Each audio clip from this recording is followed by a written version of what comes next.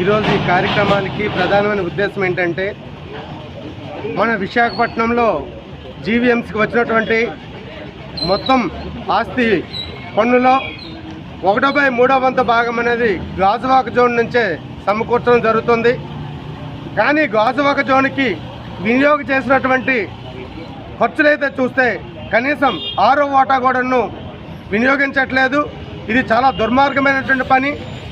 ఇక్కడ కాకులు కొట్టి గద్దలకు వేసినట్ల గాజువాక జోన్ నుంచి తీసుకెళ్ళి ఆర్కే బీచ్, ఎంవీపీ ఇటువంటి బాగా అభివృద్ధి చెందిన ప్రాంతాల్లో ఇక్కడ ప్రజలు కట్టినటువంటి పన్నును వాళ్ళకు వినియోగించడం అనేది చాలా దుర్మార్గం.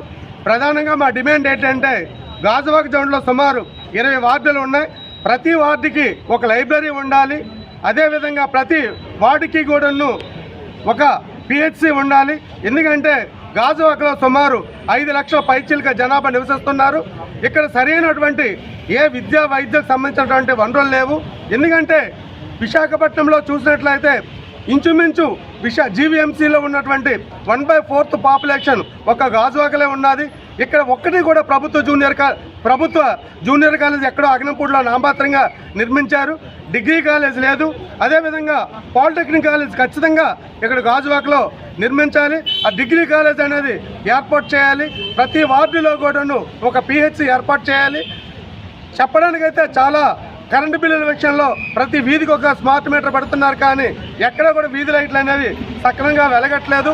కాలువల్లో కూడాను ఏదో వారానికి ఒకసారి 2 సార్లు జీవీఎం సిబ్బందిని పంపించి బళ్ళు కూడా రెగ్యులర్గా పంపించట్లేదు. చెత్త తీసివేయడానికి వాళ్ళు తుడిచేటప్పుడు ఆ చెత్త అనేది కాలువలోకి దోస్తున్నారు. 2వ రోజు వచ్చి ఆ తాలూకు చెత్తని మరలా పైకెత్తుతున్నారు. 3వ రోజు వచ్చి దాన్ని డంప్ చేస్తున్నారు. ఈ విధంగా వారం మొత్తం మీద చూస్తే 1-2 సార్లు జరుగుతుంది. ఈ లోపు కుక్కలు, పందులు, ఆవులకైతే ప్రత్యక్షంగా చెప్పవలసిన అవసరం లేదు. నెక్స్ట్ మన మిత్రులు ఇప్పుడు చెప్పారు స్మార్ట్ మీటర్ల విషయంలో. స్మార్ట్ మీటర్ ఏదైనా మీటర్ బిగించేటప్పుడు ఎవరైనా మీటర్ని టచ్ చేస్తే ఖచ్చితంగా ఈ విద్యుత్ సంబంధించిన అధికారులేమో యాక్షన్ తీసుకుంటామంటారు. ఎవరో అనామకులు తెలియనటువంటి వ్యక్తులు ఎవరో 2 కుర్రవాళ్ళు పంపించి మీటర్లు బిగించాలని చూస్తున్నారు. వాళ్ళు బిగించేటప్పుడు ఈ విద్యుత్ సంబంధించినటువంటి సిబ్బంది కనీసం లైన్ ఇన్స్పెక్టర్ కానీ, ఒక లైన్ మ్యాన్ కానీ కనీసం ఎవరు కూడా రాకుండాను ఒక దొంగ చోటున ఈ స్మార్ట్ మీటర్లు బిగించవలసిన అంత అవసరం ఏమొచ్చింది. అదేవిధంగా స్మార్ట్ మీటర్లు బిగిస్తున్నామని ఆ తాలూకా కన్జ్యూమర్కి ఏమో నోటీస్ ఇచ్చి చెప్పవలసి వాళ్ళ తాలూకా ప్రమేయం మేరకు మాత్రం చేయాలి తప్ప కానీ భయాందోళనకు గురి చేసి ఎవరో ఒక రౌడీలాగా ఉన్నటువంటి బలిష్టంగా ఉన్న 2-3 కుర్రోళ్ళు పంపించి స్మార్ట్ మీటర్లు బిగిస్తున్నారు. ఇది దుర్మార్గమైనటువంటి పరిస్థితి.